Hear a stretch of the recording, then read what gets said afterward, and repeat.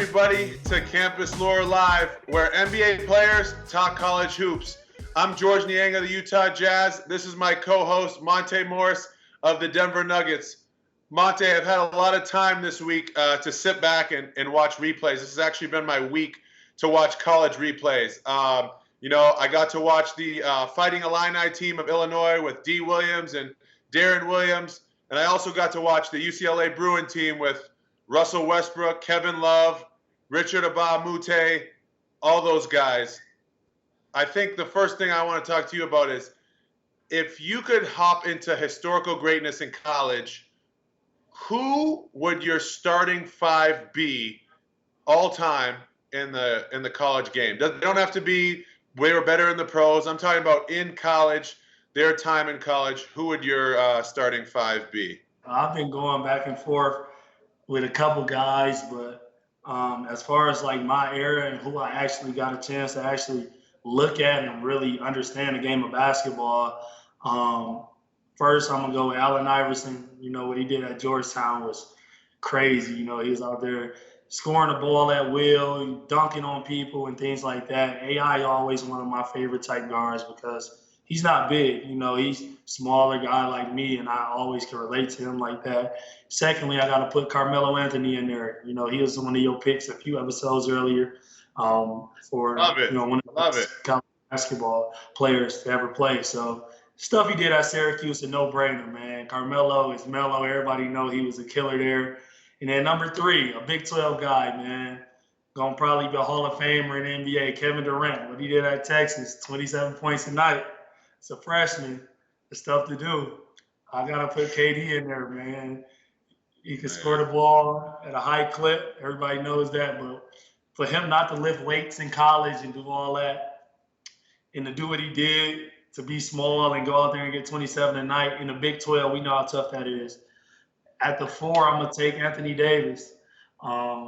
He was a guy, I think, who changed that dynamic of the Kentucky team. I think they were very talented, but without him being on the rim, putting pressure on guys and blocking shots, filling a fast break with those talented guys, I think that team wouldn't have been as good. And number five, I got to go down to Columbus. People probably say he didn't have the best NBA career, but we speak in college. I got to take big boy Greg Oden. He was a monster, man.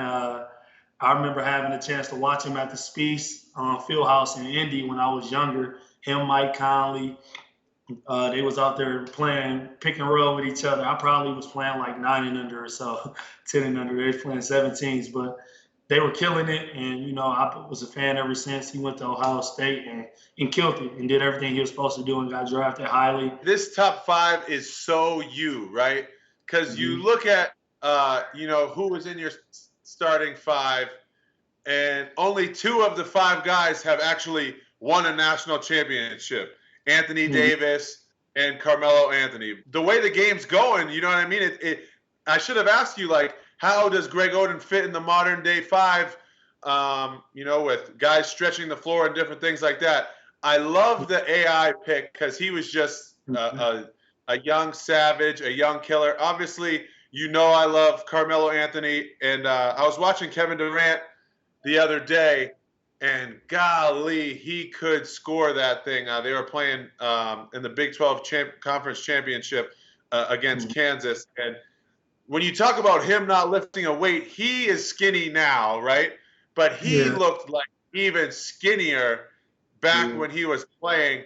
I love your 5. The only thing I question is there's only one ball, brother. They don't have a Monte Morris out there spreading the love and getting other people the ball. It's more like, all right, I got the rebound. All right, run up the court. Y'all might not touch it, but this one's going up. All those guys can score the ball at a high clip, even Anthony Davis. And you can't even disrespect Greg Oden because he shot free throws with his left hand for half the year when he was at Ohio State. That's going to be a tough matchup for my starting 5. There's a little bit of an age difference with my starting 5, so we'll see how we can play this out. Lou Alcindor, Kareem Abdul-Jabbar, whatever you want to call it, that guy was a flat-out winner. Then I'm going to go down to Duke, and I'm going to grab me Christian Laettner.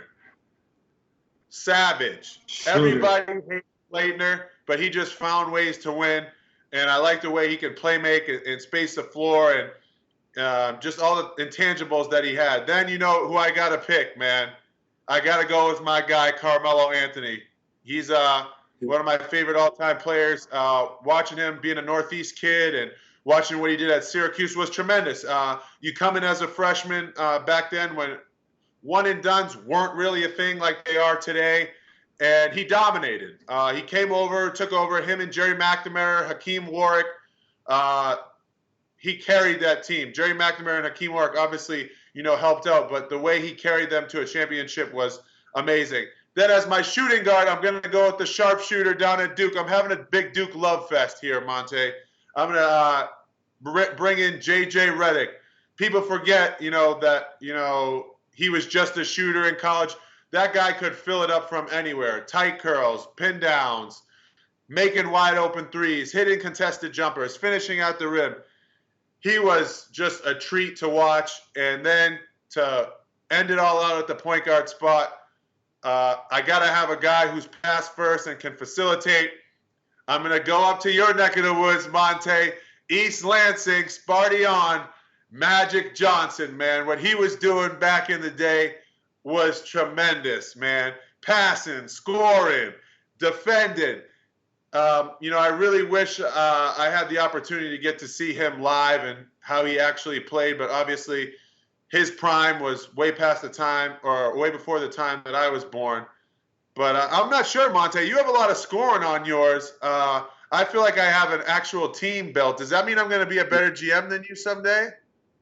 Man, I'm not sure. That GM game tricky. It's real tricky.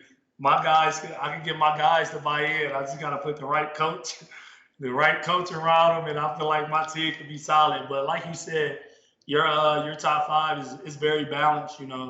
I think with Melo, if you have Melo on that team, you could ISO Melo, get him his touches. But then you got pin downs with JJ, pick and popping with Magic and Leitner. And I think overall you got a good team. You usually pick good teams. You usually don't like too much scoring. You like the ball to pop, which I like because I like the ball popping too. But as far as just winning one game, I think this talent over here on my side, just one game, they got to win one game. I think the scoring would be too much for the college level. That would be a heck of a game. You can't forget, man, Kareem Abdul-Jabbar was dominant. I don't know if Greg Oden would be ready for that.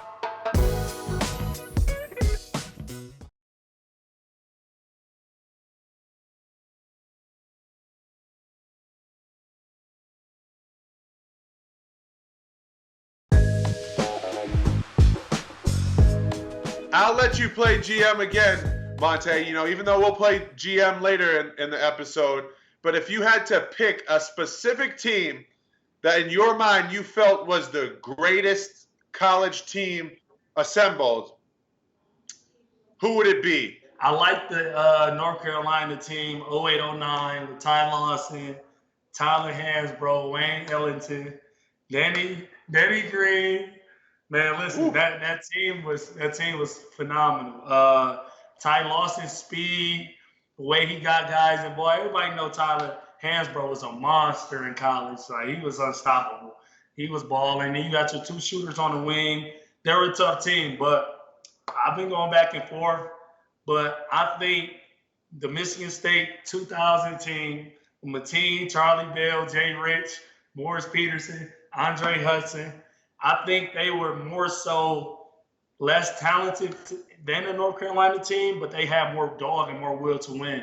I think Mateen, what he did to those guys, pumped them up always.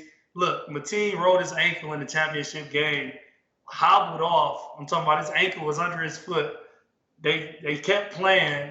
The game, Florida went on a run. He come back in, banged two big shots, and get some big steals, limping the whole game. Remind me of Isaiah Thomas clip when he did that with Detroit and had about 40 in the playoffs. So I just think I'm going to take the East Lansing route, man, Michigan State. But it was a tough one because that North Carolina team was very talented. That's a really good pick. Obviously, I'm going to sit here and tease you and tell you how much of a homer you are because you couldn't even get out of your home state to pick a team. But when I was thinking about the best teams, I was struggling. That 03-04 UConn team with Ben Gordon, Charlie Villanueva, Emeka Okafor. The 06-07 team with Joakim Noah, Al Horford, Corey Brewer, Lee Humphreys, space on the floor. And then I came across the team that everybody hated, and that was the 2000-2001 Duke team. Shane Battier, Mike Dunleavy, Jay Williams, Chris Duhon, Carlos Boozer. Obviously, Coach K is running the show over there. They ended up winning a national championship. No team had come in. Every team that lost to them hadn't come within 10 points of them. Besides the Arizona team that they played in the national championship game, that Arizona team had Gilbert Arenas, Mike Bibby, Richard Jefferson, Michael Wright. So they weren't just beating anybody. They were beating, future pros. And to do it at that level, and you look at the guys on the list, Shane Battier has won a NCAA title, an NBA title. Mike Dunleavy had a decorated NBA career. Carlos Boozer, Jay Williams was going to be the next hot thing until he got injured. And Chris Duhon, was another NBA player to come out of Duke. They just had so much talent, on that team. It really just has to go down to I really think that's the best team, especially in my modern day that I had seen. You don't see those guys team up like that. Only team you really see like that is Kentucky, like that really teams up like that. And I think Duke kind of set the start for that. And I think guys kind of try to pattern that way. But that team was crazy, man. And that's a great pick.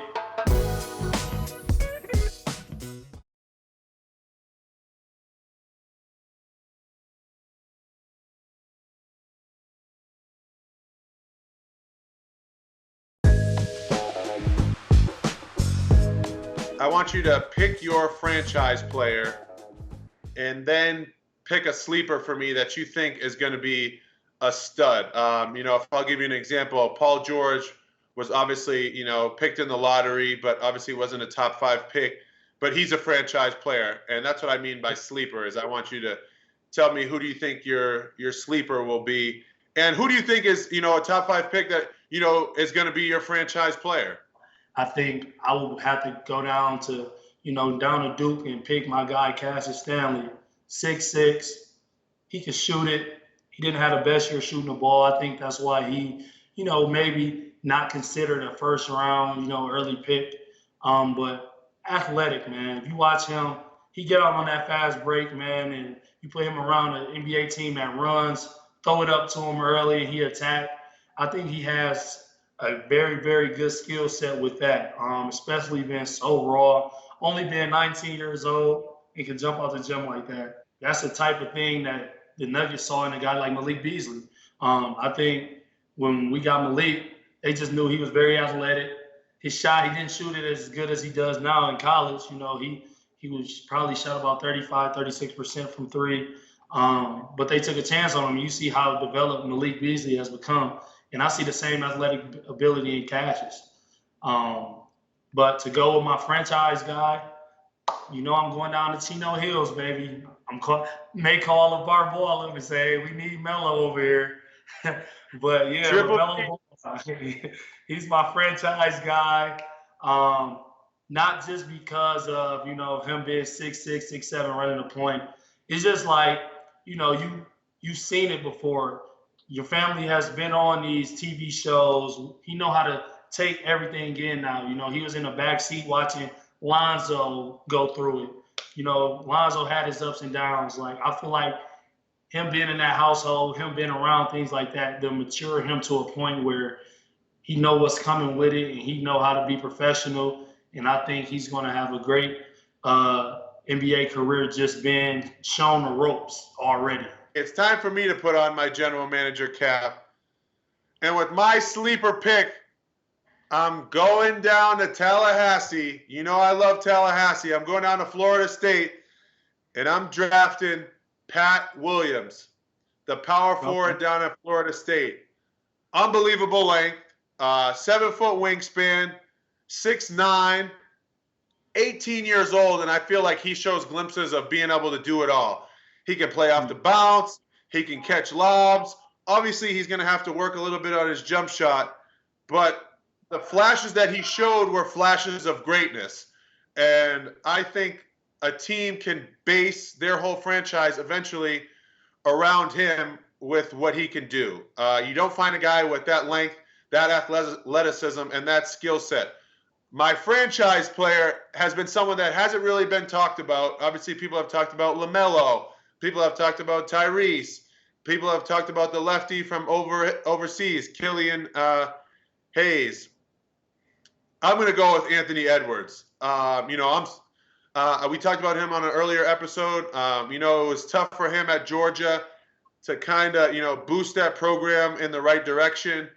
But the kid has the physique. He has the talent. He's been a star his whole life. I don't see that stopping at the NBA level. I see him being able to carry a franchise and be that star player. He has great size, and I think he's been in that star-studded role his whole life. And how good he wants to be is going to be determined by how hard he wants to work. I think he has the potential, but he needs to know he has the potential. And that's going to come with a sacrifice, and he's going to have to grind. There's going to be a lot of temptations that we talk about in the NBA that he's going to have to put aside to not only just rely on his talent, because if he just relies on his talent, he'll be a solid NBA player. If he works and works and works, he could eventually be a Hall of Famer. So I'm down at UGA, and I pick, Anthony Edwards to be my franchise player. Scratch all the college record and things like that. Just put aside all that, and you just look at his build. Can jump out the gym, can shoot it, can handle it, and he got that dog. So I think, once he get to this level, nobody worry about what he did at Georgia as far as record-wise. They want to know how Anthony Edwards can be the best Anthony Edwards, and I think the way he works during games, I feel like if he got that same motor and that same mentality off the court, getting stronger and getting better, I think the sky's the limit for him.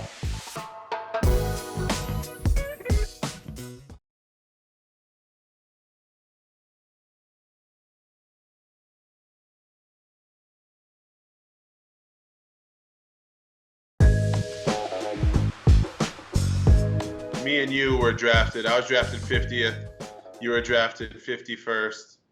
We had to wait a long time to hear our names get called. I remember the draft started, I think it was like 8 or 9, East Coast time, and I was on the East Coast, and I didn't get drafted till like 11:30 at night. Watching guys get drafted that I felt like I was better than. When you finally hear your name called, Monte, share some of your experiences, with the NBA draft and, what it was like to hear your name get called and to be drafted by an organization like the Denver Nuggets. I had a draft party. I think that's the biggest mistake anybody could do, especially if you're not guaranteed like top 5. I had like almost my whole city there. A lot of family and picks go by. They calling guys that they done seen me kill. Like I done really killed these guys. They get drafted 30 or 34, 36. Then I'm getting phone calls from teams. I'm not gonna name drops. They done had terrible years. Their roster is not that great. Like, oh, can we draft and stash him for a year? No. Like, I'm not like to your organization. You want to draft and stash me? Like, no.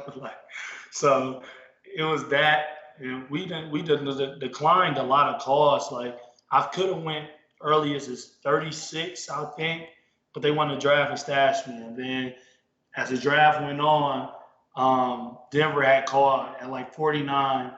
I was like, hey man, if he's still on board, we'd love to have him. We're not gonna make no promises. If he's fine with taking a 2-way contract, we'll be there to do it. And I was like, I looked at my mom and I told her, I'm like, man, let's just get this night over with. I promise I'm gonna make the best out of this opportunity. Just stick with me. And everybody that got drafted in front of me, if they do a redraft a year or 2 from now, I guarantee I'll be like top 10, top 15 in my class. And she was like, all right, let's do it. We said, yeah. We knew the pick was in. We didn't let nobody else know in the room. Boom, with the second pick, 2017 draft, Denver select Monte Morris. The room went crazy. Got drafted about 12 probably. Close to the end of the draft, it's about 12 on the East Coast.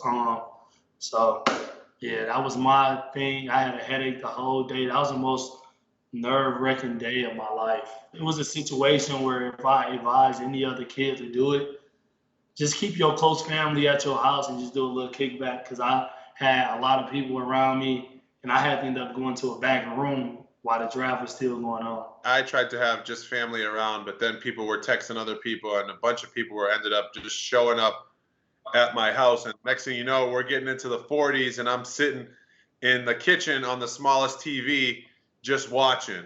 You don't want to be around everybody when you don't know you're going to get picked, and you don't want to let people down. And there's just a lot of emotions. But I'm just happy that I was home with family and people that I cared about, and not in New York and having to sit there and wait for that. And obviously this year the NBA draft is going to be different. It's going to be done kind of like how we did it. It's going to be done virtually. Someone's going to step up and call the name, and people are going to be at home watching it. What do you think about the draft process, or more or less draft night, with it being done virtually like the NFL did? It gives guys a chance to actually, be there with a family or, their loved ones that's really been there since day one. Because, everybody can't go to New York with you. And, I think it's a good way to bond. When you go to New York, you kind of there with your mom, maybe your brothers, your dad, things like that. But you can have your whole family gather with you, and reminisce on the moments where you was that kid jumping up in your room playing on your hoop on the back of the door. Everybody has those stories. So being around your family, that's what I appreciated the most, because when things were getting tough during the draft, I could actually console in them, confide in them.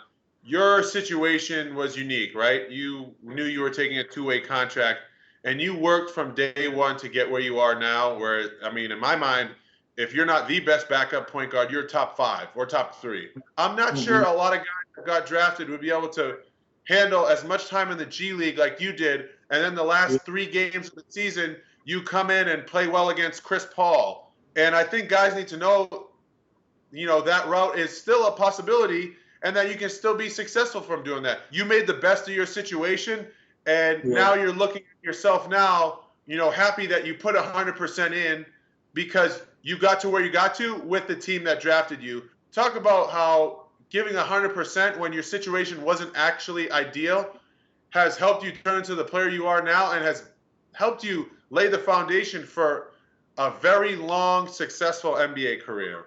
Because I promised my mom, bro, like when I make promises, I try to keep them. And I just told her, like, don't worry, like, just trust in me. It may not be a year from now, it may not be 2, but we gonna be good. Like, I'm gonna work my tail off every day. And I had that vision, like no disrespect to the guys that was on the depth chart in front of me. I always thought I was better than guys. That's always been my MO. Like, oh, he this and this. I take on challenges, and I know they already had a foundation with coaching, things like that. My biggest thing was just coming in, working, boom, learning the ropes. I think that's the biggest thing. Once you get comfortable and learn the ropes and know how to not overexert yourself, that was my whole thing. If I could work my tail off, and when I get my chance in practice or when I get my chance in the G League, I'm trying to kill. So, it's other teams watching too. Honestly, I didn't think Denver would give me an opportunity just because how the depth chart was. And then I seen things start shaping up differently, and I start having dreams like, man, you really could be the backup, bro, behind like Jamal, and like actually contribute to this team. And then I just set goals, man, like, yo, let's get this guaranteed contract. And you know what? I think the most impressive thing about that is like you never stopped. You kept pushing forward, and you made your dreams a reality. Thank you guys for all joining us on Campus Lore Live, where NBA players talk college hoops.